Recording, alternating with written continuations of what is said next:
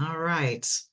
Welcome, beautiful people of Modesto and surrounding environments and faraway places. It's really good to be here with you tonight. And I want to thank you for inviting me to talk to your group about Rosh Chodesh and the moon and um, Jewish astrology, basically. So I'm going to share my screen with you. Hold on.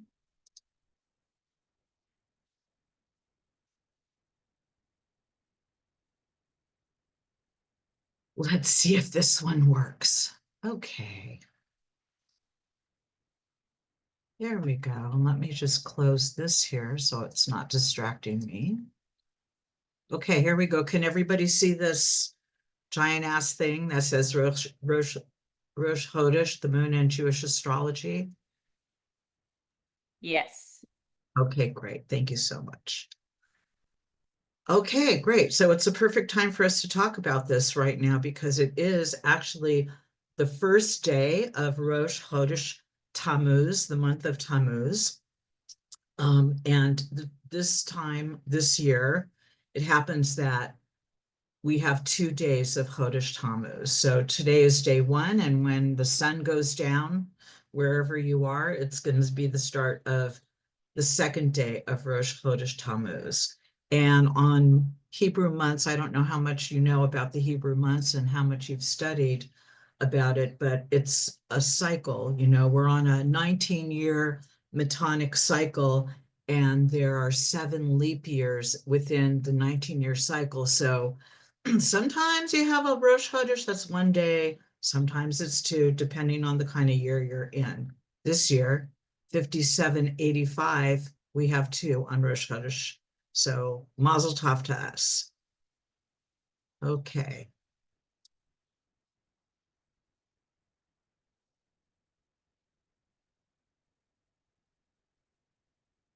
Okay, why are we talking about Jewish astrology? Just to clue you in about it a little bit, this all started for me as an astrologer when I moved to Israel in 2007 and started telling people I was an astrologer. And I got a lot of this, a lot of like, Ein Mazal Yisrael from the ultra Orthodox people in my life, which were many, many, and telling me that there is no Mazal. They're quoting the Shulchan Aruch, the Code of Jewish Law, that says that there's no Mazal or constellation, because Mazal literally means constellation. Um, so they say there's no constellation for Israel. So if that's true, why is it that throughout Jewish history we have astrological motifs and symbols and pictures in all of our art and our artifacts, in our household items, in our ritual objects, and in Jewish texts, of course, from the time of antiquity until the eve of World War II? Astrology was a common component in the lives of Jewish communities. It was just there, and we have material proof of that. So on one hand, you've got the law that says one thing. On the other hand, you have what people actually did, and that shows something different. So just a really brief overview, we have always had a relationship with the sun, moon, and stars from quote unquote in the beginning, right? In the beginning, God said, let there be light, and uh, let it separate the day from the night, and let them be for signs and for seasons and for days and for years, and let them be lights in the expanse of the heavens to give light on earth. So God made the 2 great lights, the great light to govern the day and the lesser light to govern the night. He made the stars also. Says that right in the Bible. So we know that from the beginning. And the Hebrew Bible, the whole Tanakh, the Torah, the prophets, the poetry books, all of the whole Hebrew Bible is full of the glory of the celestial creation. And our prayer book is as well. You can go throughout the whole thing and you can find many, many references to the power and the beauty and the obedience of the sun and the moon and the stars. They're really pictured in Jewish thought in just in terms of the Tanakh as being the perfect and obedient servants of God. At the same time, they say you should not worship them because um, they're these great servants, but they were very unambiguous about condemning idolatrous worship of the stars. So we don't want to ever worship the stars and give them the credit that is due to God. That is just not the Jewish way. So we understand that when we're talking about Jewish astrology, that Jewish astrology does not worship the stars at all. Jewish astrology looks at them for signs and for symbols and to regulate the seasons and to understand the quadrants of the zodiac the way that God laid it out. Okay, so even in our poetry itself. Oh, and by the way, after this, if you want to give me your email address, I'm going to send you a copy of this presentation. So when I'm going too fast, you don't have to worry. You can see it for yourself later. Okay. So there's poetry written about the stars that we still say today. The Sephardim say this on this whole poem called Keter Malchut on Yom Kippur, and it's lots of it is about astrology. A lot of it is about the sun, moon, and stars. Okay, so what are we talking about here? We are talking about the sun, the earth orbiting around the sun, and then the 12 zodiac signs laid out in accordance to how they were described in the book of Numbers, which is Bamidbar, chapter 2. God said to Moses, you're going to camp this way, okay? This is the way you're going to lay out the camp. You're always going to do it the same way. You're going to have Yehuda to the north. You're going to have Yehuda to the east and Ephraim to the west. You're always going to have Dan to the north and Reuben to the south, and the other tribes arrayed around them with the Leviim, the Levitical families in the middle. That is literally a picture of the 12 tribes around the Mishkan, the tabernacle. Okay, so this is what we're looking at here. We were looking at it one way here when you see the zodiac, right, with the 12 signs and the tribes that are appointed to them. And here you're looking at it in a classical kind of astrological circle, which is how the Israelites encamped in the desert. And why is that? It's because it is our sacred mandala. It's our power configuration. Okay, this is how the children of Israel had power, divine power bestowed on them, because this is the idea of as above, so below. As above in the zodiac, right? As above in the zodiac, they encamped below in that exact same configuration because they were manifesting divine power through their starry counterparts, I guess you could say.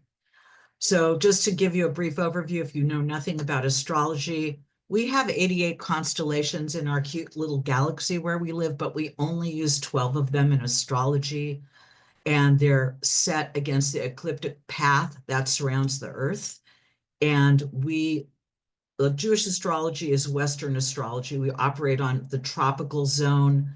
And Eastern astrology, which is something completely different, operates completely differently. And I'm not even going to discuss it here. I'm just saying this is where our source comes from. Western astrology, because obviously astrology predated Judaism. If you believe that the Jewish family, so to speak, started with Abraham or Avraham, which means, from the other side. He was the Ha-Ivri.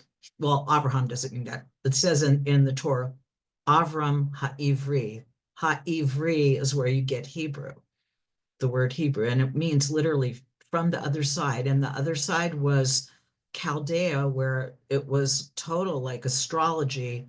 There's astrology in Babylon, there's astrology in Egypt, and then there was Hellenistic astrology, and all these things went into the knowledge base of the Jewish people and all the places they traveled to, the scientific knowledge that they accumulated. They brought it into the Beit Midrash, because that's what we do. We bring it in, we study it, we learn it so that we can do and so that we can teach. So again, I'm going to give you a copy of this so that you understand what we're talking about when we're talking about the zodiac and where the different signs and tribes are. But here's a little picture that explains in graphic detail, just graphs, the difference between the nighttime signs and the daytime signs, the water and earth signs and the fire and air signs. So you see that all of the planets, Saturn, Jupiter, Mars, Venus, Mercury, they all have two signs that they rule, but only Cancer, the sign of Cancer, and the month of Tammuz is ruled by the sun, and only Leo is ruled by the moon. And in this kind of configuration, you understand that the sun and the moon are kind of like flip sides of each other, in the same way that like Taurus and Libra are flip sides of each other because they're both ruled by Venus. So and in classical astrology, which is what Jewish astrology is based on, we only use the classical planets. So we recognize in everything else with Uranus and Neptune and Pluto, and we talk about them and do that, but they were not referenced in by our sages, so to speak. Okay, so I'm going to skip this part about the Chodeshim and go straight to the moon, okay? Because we are now in Rosh Chodesh Tammuz. The sun is in Cancer. We just entered solar Cancer the other day, last week actually, when we went through the summer solstice. So that's the summer solstice is Tefuka Tammuz. That's the Tefukot, or the four turnings or the four corners of the year. So they don't always align. The sun in Cancer is when is the summer solstice, but today is the first day of Rosh Chodesh Tammuz. So you see that they don't always line up. There can be a gap between the two. So if somebody is born after the sun has already entered Cancer, but before Rosh Chodesh Tammuz, they are a Sivan Cancer. They are born in the month of Sivan still, but they are a Cancer. So the moon is the planetary ruler of Chodesh Tammuz and the sign of Cancer. And in the Talmud, one of the many arguments that the rabbis have about astrology, and there's lots of them, they're arguing in this whole passage in Shabbat 156a about which is more influential on a person, the planet that is associated with the day that they were born, or the planet that was associated with the hour of their birth. So they go with the hour of the birth, which is the rising sign. That's what they're talking about there.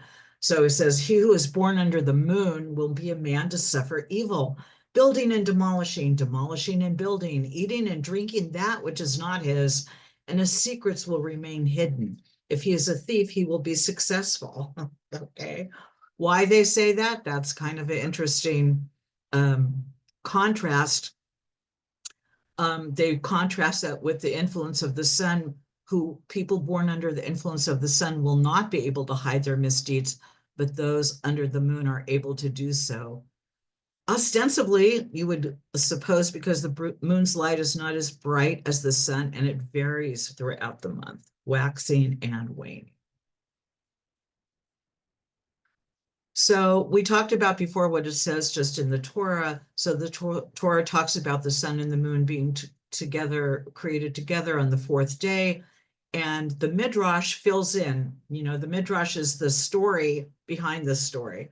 How did it happen? There was a legendary struggle for dominance in which the moon wanted to have a greater role. So there's a famous story in the Talmud, which I have over here. Basically, it is a midrashic struggle for dominance between the divine feminine, really, and the patriarchy. And I wrote here Lilith and Adam, female and male, because the moon said unto the holy blessed one, sovereign of the universe, is it possible for two kings to wear one crown? God answered, go then and make yourself smaller. Sovereign of the universe, cried the moon, because I have suggested that which is proper, must I then make myself smaller? God replied, go, and you will rule by day and by night. But what is the value of this? Cried the moon. Of what use is a lamp in broad daylight? God replied, go, Israel will reckon by you the days and the years. But it's impossible, said the moon, to do without the sun for the reckoning of the seasons, as it is written, and let them be for signs and for seasons and for days and the years. The moon is quoting the Torah to God, okay? God responds, go, and the righteous will be named after you, Jacob the small, Shmuel the small, and David the small. Um, so you could really spend hours like going through this. What does it mean? Um, it has a lot to do with the idea that the moon is much more mysterious than the sun. The sun is very obvious, but the moon is a lot more mysterious, and there's things that we have to do to be in relationship with the moon. Like God says, the moon would not be consoled. Bring an atonement for me for making the moon smaller. And then I don't know if your congregation does this or not for the whole congregation, or maybe just the men, but Kiddush Levana, which we're going to talk about in a couple of minutes, is a tradition of blessing the moon once the moon is past the Rosh Chodesh, really, like when you can really see the moon. Okay, so the Holy One, blessed be them, immediately began to compensate the disappointed moon. She can shine by day and night. The Jewish calendar will be reckoned by her, and righteous people will be named for her.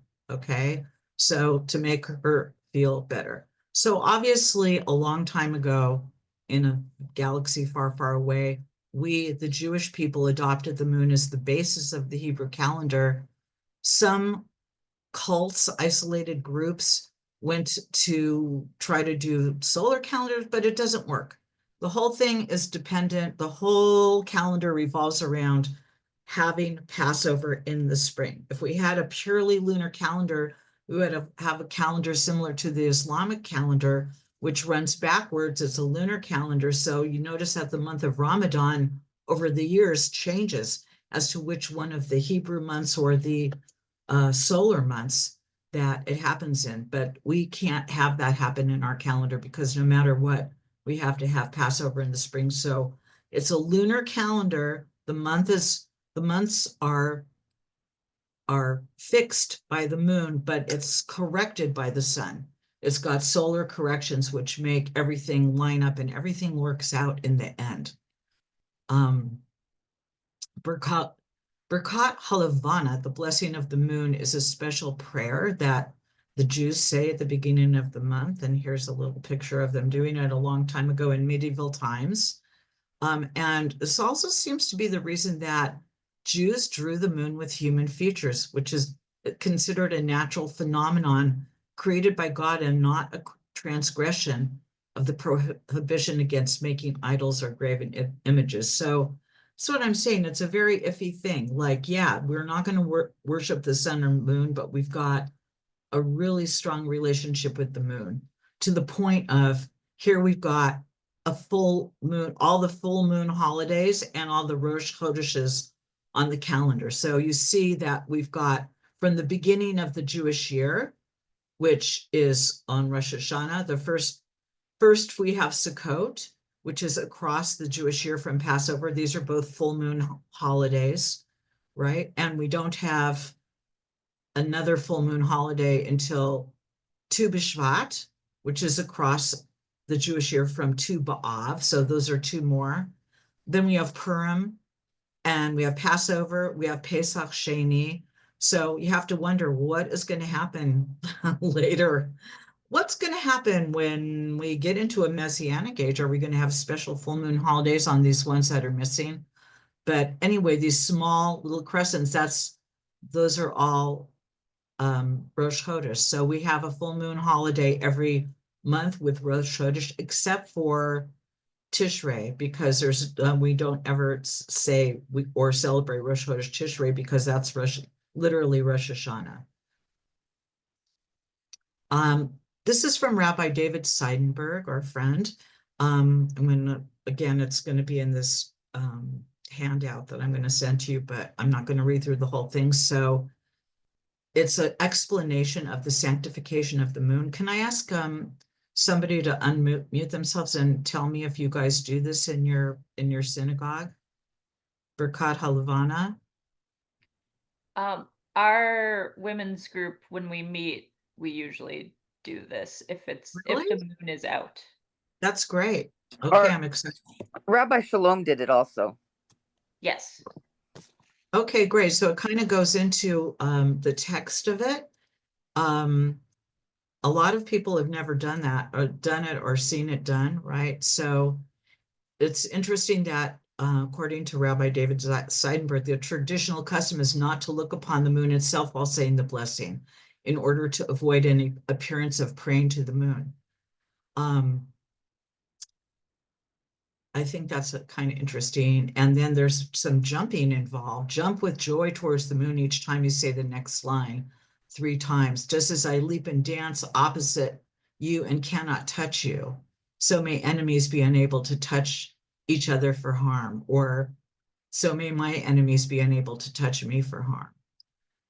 So David, king of Israel, this reminds me of King David, and who is associated with the moon. Kabbalistically, King David is Malchut, and that is the moon in the spherotic lineup. So when I see a verse like I dance and leap, I always think of King David. And of course, it makes sense because the moon. Okay, so want to talk a little bit about Rosh Chodesh and women because that was kind of the question that I was asked when I was invited to do this, to kind of go into it a little bit about Rosh Chodesh as a women's holiday. I feel like you might already know all this because you all have literally a Rosh Chodesh group, and who knows how long you've been meeting, but you might have heard some of this. But the association of women with Rosh Chodesh really originated in the Midrashic literature, especially having to do with the sin of the golden calf. That's what the source of that is, that when the men came to take their wives' jewelry for the golden calf, the women refused to give, and as a reward, God gave them Rosh Chodesh as a special celebration. So Rashi also says that, and other halachic authorities also say that women traditionally abstain from certain kinds of labor on Rosh Chodesh, which is basically essentially a light form of Yom Tov, which is interesting because according to Orthodoxy, women are not obligated to time-bound mitzvot. And Rosh Chodesh is obviously a time-bound mitzvot, but you see how the rabbis like to mix it up.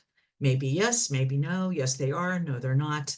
In this particular case, it is sort of it's like, yes, go ahead and do that. We're not going to bust you for that. We would like to see you take it easy on Rosh Chodesh. Don't do certain kind of work. Get together with your lady friends and enjoy the mystical significance of the moon, Malchut, and the feminine. Because in the world of Kabbalah, the moon is not a passive celestial sphere. No, my friends, it is a deeply symbolic object of divine feminine energy. Okay, can call her the Shekhinah, can call her Malchut in the spherotic lineup, Levana, which means the white. So the moon is associated with Malchut, the lowest of the 10 sferot, because she receives and reflects the light of the upper sferot, just as the moon reflects the sun's light. And she's also known as the Shekhinah, the immanent divine presence, and is identified with the feminine principle in creation. And of course, the monthly cycle of the moon reflects the Shekhinah's exile and renewal, paralleling both the Jewish people and the spiritual journey of women. The Zohar says the moon has no light of her own. She receives from the sun. So too is the Shekhinah nourished by the light of the Holy One, blessed be he, and from her nourishment, the lower worlds are sustained. Then, of course, is the very basic knowledge that we have in our body, this monthly cycles are the same as the feminine cycle. The moon has a 29.5 day cycle, which is very similar to the menstrual cycle. And so the temporal rhythm of Rosh Chodesh resonates biologically and spiritually with women. I really wonder when, I don't know how many of you have had this experience, but have you ever gone to camp or have you ever had a roommate or anything like that when you were a young ovulating period having woman back in the day? I do remember that time well, and it's almost always true that women who spend a lot of time together, their periods kind of sync up. They become in sync. So I really wonder in ancient Israel when all the women probably spent so much time together. I wonder how many of them, I don't have an answer with this speculation, but I wonder how many of them synced to each other so that Rosh Chodesh came. Maybe they were, maybe that was the cycle, the part of their cycle where they went into red tents. I don't know. Or that they isolated themselves from everybody else and spend time nourishing their bodies. Could be. I don't have any material on that, but I would like to find some. So we also know that Rosh Chodesh is a time of female spiritual renewal. And it's basically a very special sanctified time for women to gather in community, prayer or study, and refrain from certain kind of labor, sewing and weaving or laundry. This is from, Poskins from way back when, where women were doing stuff like that all day long, every day. So it was like a break. And also Rosh Chodesh is a way to mark transitions. Okay, it's really a time to reflect and empower yourself with your community of others. Okay. There's also the deeper Kabbalistic symbolism, the idea of a zivug or a sacred union. So in Kabbalah, there's this idea of parsufim, like different, I'm going to say parsufim is like different faces of God, okay, which makes no sense because God doesn't have a face, but just hang with me here. So the male, there are 7 characters in this whole thing. Zer Anpin is one of them, and Malchut, the male aspect, they begin to realign after their monthly separation. So this goes on, in the Kabbalistic thought over and over again that the masculine and feminine principles come together and they unite, and then they separate and replenish themselves, and then they come together again and they unite. And like this is the ongoing theme of the Zohar in a lot of ways. There is a promise to the lesser light being made great again. Okay, it says in the Talmud, it says, for now, but in the future, I will make you great again. Make the moon great again. We should make t-shirts, right? Instead of make America great again, make the moon great again. So we read this mystically as a promise to the feminine to restore equality, dignity, and spiritual stature. A monthly whisper of the messianic hope through the moon's rebirth. And I have to wonder how long the Jewish women have been going through this year after year, century after century. And it's about time like that the divine feminine start really moving in our world, because you can see how messed up it is, right? Okay, so Rosh Chodesh, it's a sacred mirror of the feminine in halacha, in practice, in Jewish mysticism. It's a reward for spiritual resistance, saying, just say no to the golden calf. Ladies, when your husbands come and they want to take your jewelry for some bullshit reason, say no, okay? Don't forget. It's a symbol of cyclical renewal and a time of receptivity and reflection and a messianic hint. So we are really, really connected as women to Rosh Chodesh. It's a really, really special time. Okay, it's 6:32. I'm going to stop the share for a minute, and I'm going to ask if anybody has any questions about what we've done so far. And I don't know how to turn on anything. Wait. Share, react, chat. When when I was a resident advisor in San Jose State 50 some odd years ago. Anyway, one of the people on my floor, we did a thing with she was in women's studies with charting every by number. Nobody's name was on, but there was a chart on the bathroom door, and you had a number, and you put down the days you were cycling. And seriously, the girls who ate together and the girls who lived on one wing and another wing, we saw their cycles move to where in June there were groups of friends who were cycling together. It was hard evidence. I had a similar thing at San Francisco State when I was 18, and I lived in a dorm with a roommate, and then we shared a bathroom with two other girls, and this is like the women's floor. In a matter of a few months, everybody had their period at the same time. Yeah, so that is hard evidence, you know. You hear things and you go, is that a bubamance or is that really true? But you know, just because it isn't being taught to you by I don't know, whatever, it is true. Anyone have any other questions?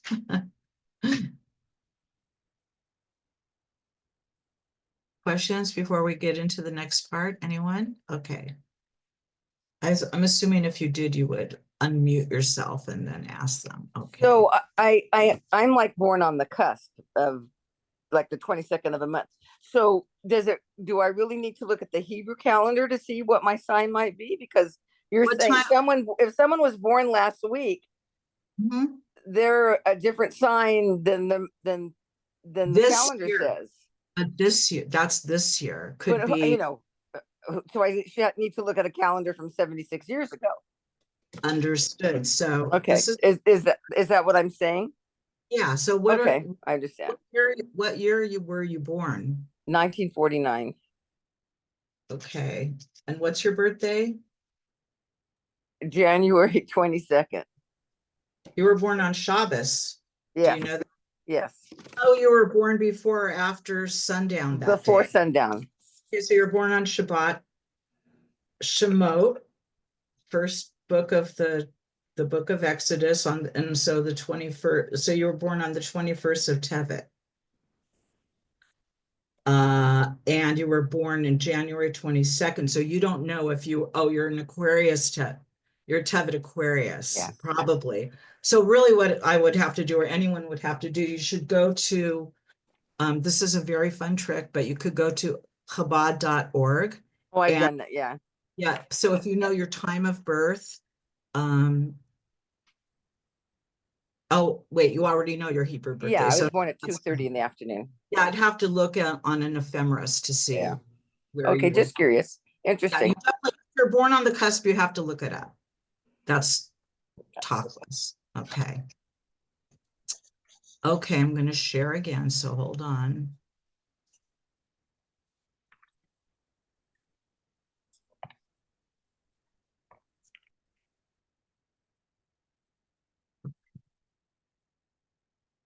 So we're going to talk now about the month we're in, which is Cancer the Crab, Muzzle Sartan. Not a nice name, right? Chodesh Tammuz.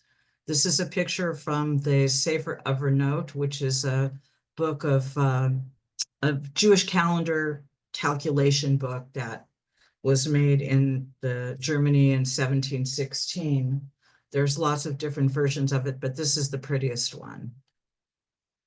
And you can see the crab kind of looks like a lobster. Lots of times when artists try to depict different things, they made them look different, especially if they've never seen a crab. So, you know, when we talk about, you know, oh no, the Jewish people don't believe in astrology. Well, here's a good example of a Torah binder, a wimple. This is a bunch of circumcision cloths of a Jewish community. A circumcision cloth is a cloth that's used to bind up the little baby boy after he's circumcised in a Brit Milah on the 8th day. And it's embroidered with the mother embroiders it, or the family embroiders it. This one says, Abraham Svi, the son of Rabbi Mordechai, born in good luck Sunday, the 20th of Tammuz. May God raise him to Torah and to chuppah and to good deeds. And here you can see the Cancer, the crab, like there's zodiac sign images and references on this very holy object that was later sewn together with all the other ones from the community to make a binder for the Torah. So if astrology is so asur, if astrology is so forbidden, how can they allow it to touch a Torah like that? So obviously it's not. I mean, obviously I'm getting to the point here where in the practical everyday lives of Jews and Jewish communities, they understood astrology to be analogous with their culture, like it was just part of their culture. Here's a sign of Cancer, the crab, on a Torah crown from a synagogue from 1848. We're not talking about a radical Reform synagogue here. These are from Orthodox communities. We see Sartan, the crab, on a zodiac mosaic floor in a synagogue from the 6th century.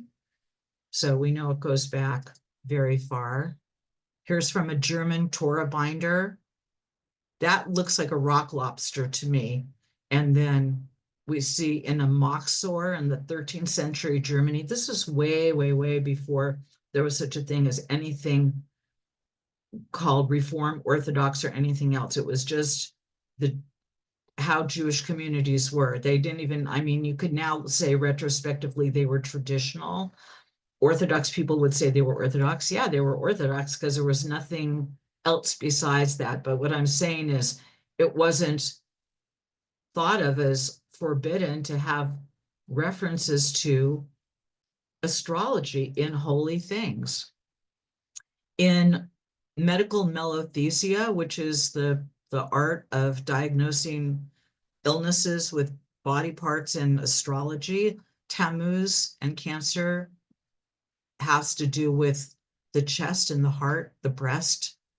Okay, so you can see this guy, zodiac man, he's Jewish. This spot you can tell because he has a Brit Milah, he's circumcised, and this drawing came from a book of Jewish medical remedies. So astrology was used for medical remedies in Jewish communities. Tammuz is symbolized by the combination of the letters that form the divine name associated with this month, which is Hey Vav, Hey Yud. So there's this idea that the 4 letters, Yud, Hey, Vav, Hey, can be rearranged to have a certain energy of the different months, right? And so the ones that go with Chodesh Tammuz, Hey Vav, Hey Yud. It's a combination that will bring up that kind of energy.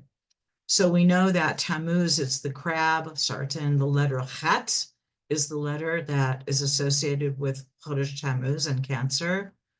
The ruling attribute of this month is sight, and that's connected to the tribal ruler of Tammuz, who is Reuven. Reuven, like Ru means see, and Ben, a son. That's how Leah said when she named him Reuven, like she said, see, a son, and that's how he got his name. Tammuz and Cancer. Cancer is a water sign. It's the cardinal water sign. Cardinal is one of the modalities. There's cardinal signs, fixed signs, and mutable signs. Cardinal signs initiate things.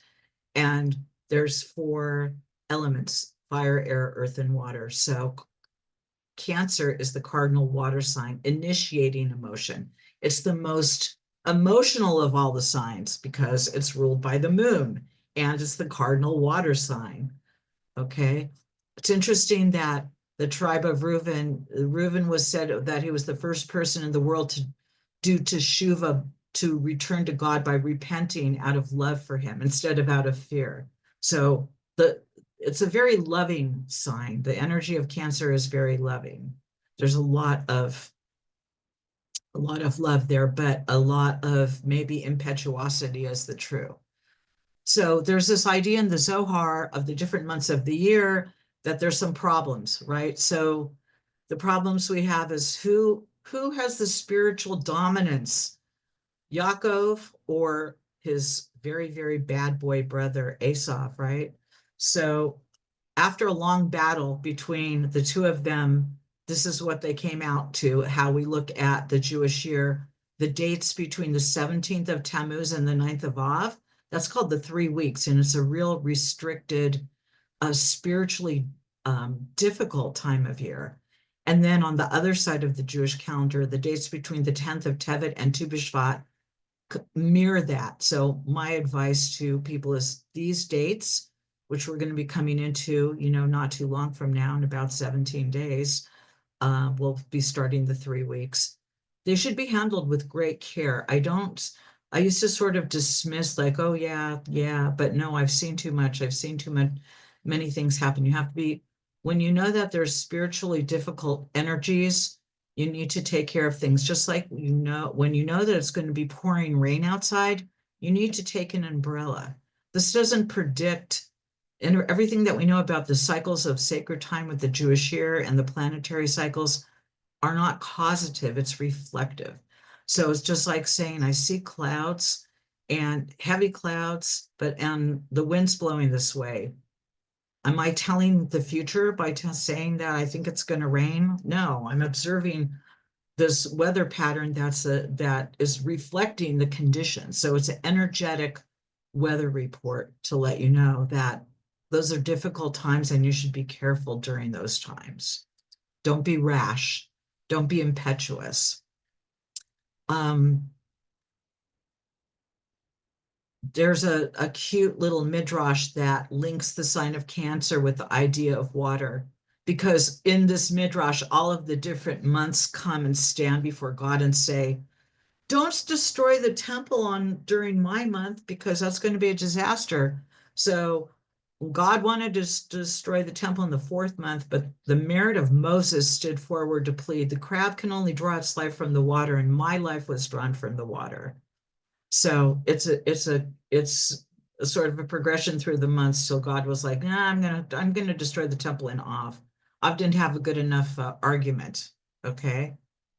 Reuven, the tribe of Reuven, his flag in the desert featured these flowers. Okay, this flower is called a mandrake, or they're called dudaim in Hebrew, and they're a fertility drug. He gathered them in the wilderness for his mother Leah to aid in her fertility. So what's his personality like, our tribal ruler of this month? He's emotional, he's impulsive, he acts rashly when emotionally triggered. He's concerned with his mother's honor and reputations. He's kind of the classical mama's boy in that way. He loses the leadership status of the firstborn, which ended up going to Yehuda, but retained honor as one of the 4 cardinal points of the tribal encampment. So that picture I showed you before of Israel, all the tribes camped around the Mishkan. Reuven is in the south. Okay. I think we went through here too. Here we have a picture of Bilhah and Reuben. Very, very racy. So there's this whole thing going on. Jacob gathers his son together to bless them before his death. And he says to Reuben, reckless as water, you shall not be privileged, meaning you're not going to be the leader of the family. Because of your impetuous sin, you have lost all of the privileges that you were entitled to as a firstborn son.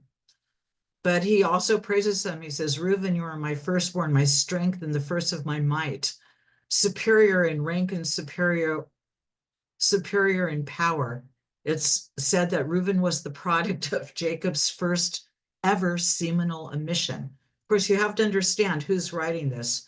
Our rabbinic tradition is very concerned with showing our ancestors in the best possible light and showing them as examples for us. So we say about Jacob that, he was so pure that he never had a seminal emission in his life before he had his wedding night with Leah, even though he thought she was Rachel. So it is sort of like a soap opera, right? He moved his father's bed to where he thought it should be after the death of his mother.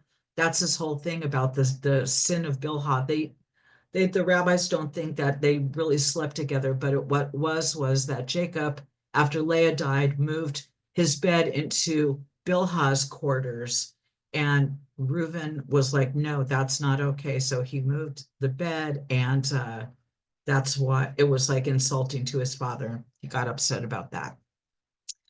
He also shows up in the Parshas where the brothers are going to go down to Egypt, and they have to take Benjamin with them, and he offers to give Jacob, his father, his own sons as hostages if he fails to bring Benjamin back from Egypt, an offer which Jacob rejects, which is, of course, because it's emotionally violent, not rational. Like, he basically says, you can kill my sons if I don't bring our brother Benjamin back. And that's just kind of over the top, but that's how Cancer is, and that's how Reuben is that they're very emotional. So you have to just keep that in mind.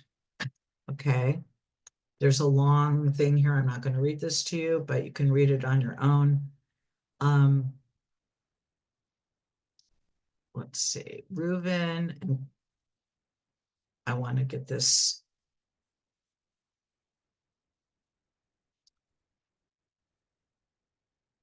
Okay, this talks about the different tefukot, the different turning points of the year. And again, if your birthday falls on any of the cusps of anything, you should be looking it up for yourself. So here's something. Why does my horoscope say I'm a Cancer when I was born during Sivan? Okay, so we just talked about that a little bit, because each Hebrew month has 3 possible variations over that 19 years Metonic cycle. So a person can be a Tammuz Gemini, a Tammuz Cancer, or a Tammuz Leo, right? Depending on when they were born. So if somebody's a Tammuz Gemini, that their sun is still in solar Gemini, but the month of Tammuz has already started, they're influenced by, Tammuz is influenced by the moon, and Gemini is by Mercury, right? Tammuz Cancer is going to be moon, and then a Tammuz Leo is moon sun. That's somebody who's born during Chodesh Tammuz, but after July 22nd. And again, you have to literally check your dates. Okay. The Tammuz Leo are only born during leap years. Those are the 7 pregnant years that are in the 19-year Metonic cycle. And the angel of Tammuz, according to the Sefer HaRozim, the Book of Mysteries, I am not going to say this word, but you can see that it's written there. I don't think saying words like that out loud is going to be helpful, but you can read them. Okay. So it says that there's an angel over each one of the particular months of the year, the Chodeshim, and it gives the names of all of those angels. In the Sefer Yetzirah, which is the foundational book of Jewish mysticism, it lays out the planets and the months and the Hebrew letters that rule each of them. That's going in this presentation as well, so you'll be getting that for your reference. But it's very beautiful. I think it's very beautiful the way that it's laid out, because the planets are created by letters, like the letter Dalet made Mars, the letter Pei made Venus. So the months of the year were also created by letters. So each one of these letters has a job to do, either makes a planet or makes a month. And when you combine them together, you get a lot of really interesting permutations to meditate on, because each one of the Hebrew letters is its own universe unto itself, mystically speaking. Cancer and the 4th house Cancer and the moon rules the 4th house in a natal chart. It's the cardinal house. It's an angular house. It's one of the 4 cardinal angles facing south. And it's about, in astrology, it's about the home and family. It's the hidden parent. It's a person's domestic environment. They call it the seat of the soul. It's sort of a home base. You could say it's like, I feel because of my feelings are in there. My moon is in there. It describes how you create a home for yourself. Okay. It talks a lot about how you feel about family history, which is a contrast to the 12th house, which reveals hidden ancestral trauma and family secrets. Covers tradition, heritage, societal norms, the emotional core, roots. And if you have planets in your natal chart that conjunct, meaning like they're at the same degree or square or oppose or anything, it's going to give your home and family whole new flavor, giving clues as to the personality and the influences of parents and different energies there. But you have to look at your natal chart to know that. Okay, so gratitude to my teachers and who I name here and from whom I learned. Any questions? No questions, huh? Did I put you all to sleep? I don't have a question, but I have a comment. Feel very talked about because my birthday was June 22nd. So this is very interesting. Oh, your birthday's June 22nd also? Well, June, not January, June, a week ago. Oh, okay. So on the cusp of Cancer.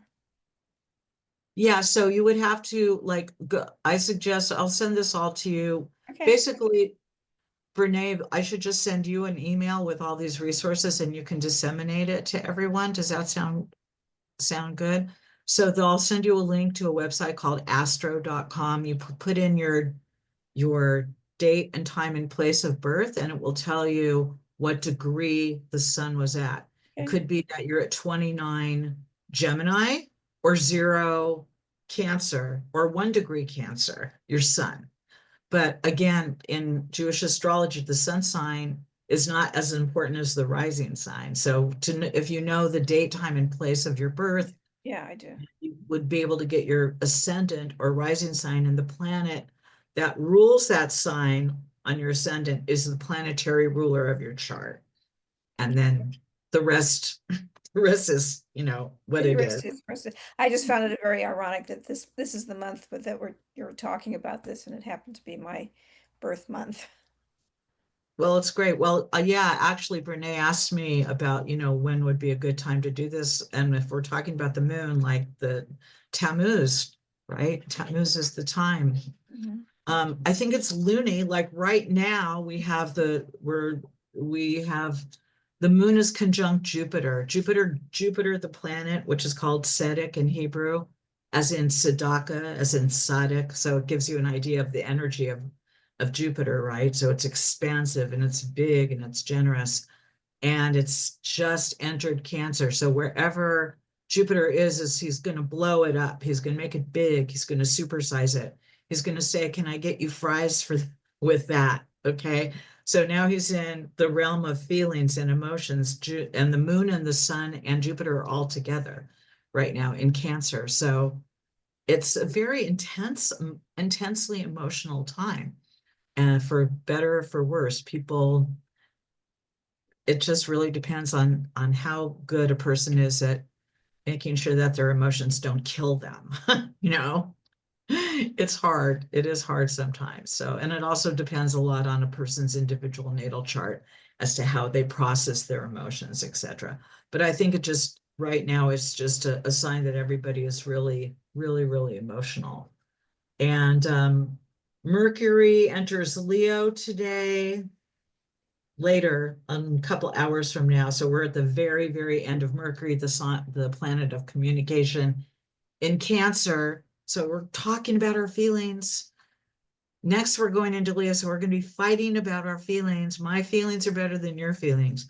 My feelings are more valid than your feelings. I'm being sarcastic. I'm just forecasting how I see this all playing out. And I'm hoping to be less and less on social media as in the coming days and weeks. I like to go off completely if I can for the 10 days between Rosh Chodesh and Tisha B'Av, if it's possible. Please, God. So any other questions? So when you're talking about Jupiter's in Cancer, is that right now only or like every year? For the next year, no. For right now, transiting Jupiter. So Jupiter takes about 13 months to go around the whole zodiac. It takes the sun 1 year. It takes the moon 28 and a half days. It takes Saturn 2.5 years just to go through one sign. So each one of the planets has its own orbit. Jupiter is going to be in Cancer for the next year. So next July, I think, is when it goes into Leo. So all year long, Jupiter's going to be in Cancer. So it's going to be, transiting through Cancer. So wherever Cancer is in your personal natal chart is where that gigantic Jupiter supersizing is going to be going on. So again, it's a good reason to know your natal chart. And if you go to that website, astro.com, it's AI before there was such a thing as AI. Like, this is a great website, but it's all computerized. So on one hand, you're going to get totally accurate data. On the other hand, it's the interpretations are cobbled together from different sources and then presented without any balancing, because on one hand this, on the other hand this. That's why it's good to learn more about astrology, so you can understand like what's really going on in your chart, and how it can help you understand yourself better, because astrology is a language of symbols and archetypes. So when I was living in Israel in total Haredi ultra-Orthodox society, I can talk about Mars by talking about the tribe of Yehuda. They understand that energy, right? I can talk about the role of Issachar and how he had the sun and the moon and the stars on his flag, and how it was up to him to calculate the times and the seasons. And in the Talmud, it says that if somebody knows how to do astrology and they don't do it, that you should have nothing to do with them. Like, because it's a science. I mean, it's an art, it's a science, it's a candy, it's a breath mint, whatever you want to say about it, but it's something that has a real cultural impact on Jewish history and Jewish material culture. And if it's 7 o'clock, so I'm not going to go too much longer, but I just want to say, if you want to know what happened, why is it that we have so many people in what you would call the Orthodox community nowadays who will just immediately jump to whatever it says in the Shulchan Aruch without the Code of Jewish Law, because it is written there, as opposed to what their communal normative norms were in their community, communal norms, mimetic communal norms. This is a phrase from what is his name? And I've said it a million times. Sorry, I'll come back to that. My quote there. A scholar, a very important scholar, wrote about rupture and reconstruction. The author of Rupture and Reconstruction wrote about before and after the Holocaust. So whereas you see all these like pictures of wooden synagogues in Eastern Europe painted with zodiacs and beautiful art and calendars and all this stuff from antiquity up until the eve of World War II, the whole communal memory was destroyed in World War II. The Holocaust wiped out the communal norms, and the whole communities were wiped out, and communal norms were wiped out. So let's say we're somebody talking. So okay, so give you the author's name, Soloveitchik. yeah, that's right, Soloveitchik. Thank you. I've said that a million times, and I could see it in my brain, but it wasn't coming out. Yeah, so he wrote Rupture and Reconstruction, which answers this question for me. Because everything was wiped out before the Holocaust, how did I know how to keep a kosher kitchen? Did I look in the Shulchan Aruch? Did I look in a text? No. I went to my mother's kitchen and my bubby's kitchen. I learned what a kosher kitchen was in the kitchen, right? But after the Holocaust, so that's what I mean. Like, people kept normative Judaism, normative practices of their community. They kept by learning what their community did in community. But once that was all cut off from them, they had nothing else but the text. So that's why you have such like text-based rabbinic Judaism is not something that existed for normative Jewish life prior to the Holocaust. Okay, I'm just going to say it, and it's not an original thought. It's something that was discussed in that book, but I'm relating it to astrology in that how can you have all this material culture proof of our relationship with astrology and just suddenly say, oh no, we never did astrology, we never had anything to do with it. I mean, that's called gaslighting. So unfortunately, we don't have our ancestors with us to teach us how they did it back in the day. So people have to use the text. When you use the text, you don't know what I mean, it's important. We need the text. Text is important. I'm not saying throw out the text. I'm just saying that's not how our ancestors lived on a practical level. They had the text and they had what is done. Not always the same thing. And anyone who's lived in a Jewish community for longer than 5 minutes knows that that is normative, right? But it's hard to understand how much we really lost in the Holocaust, aside from 6 million people. Like we lost the intimate knowledge of our own cultures and how things were done, and we're reinventing them all the time. So I feel like my work within astrology is reclaiming some of that, trying to reclaim the normativeness of just like, I'm not going out there and saying people should make decisions according to this, that, or the other. You know, to trust in God. Obviously, the relationship with God is number 1, 2, and 3. But understand yourself. Understand, as King David says, that you're fearfully and wonderfully made. And that's why your natal chart will reflect the weather conditions of the time that you were born. It's like flash light. You know how cameras make pictures, painting with light? A light goes off and it's captured on film. That's what a natal chart is. It's captured when the baby comes out and of darkness, and like let there be light. The first light that comes into a baby's consciousness is when the head comes out and suddenly they're not in darkness anymore. And it's like that moment. That's why they say a baby's born when the head comes out.